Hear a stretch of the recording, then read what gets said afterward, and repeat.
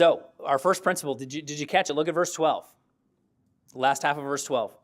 Shallum, the son of Halohesh, the leader of the half district of Jerusalem, he and his daughters made repairs. What in the world were those ladies doing working with the men? They should have been in the kitchen, right? They should have been baking sourdough bread. They should have been working at their sewing machines.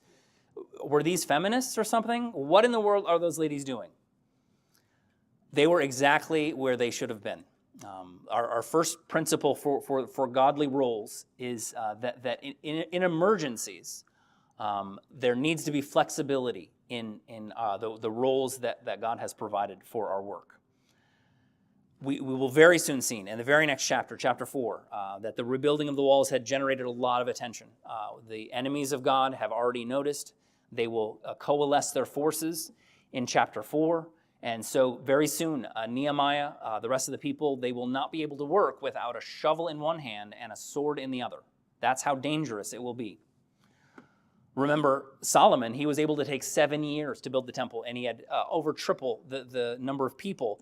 Nehemiah had to rebuild the wall in 52 days, and that was not a single day too soon.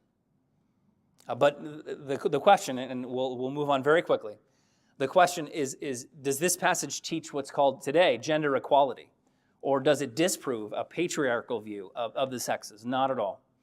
Alongside many passages that prioritize a wife's work at the home, caring for her children, making a house a home, there's also no verse in the Bible that instructs women to be locked in those homes, not to be productive and hard workers. Most importantly, what we see in Nehemiah 3 here, not to help their fathers, their husbands, their sons in a life or death emergency.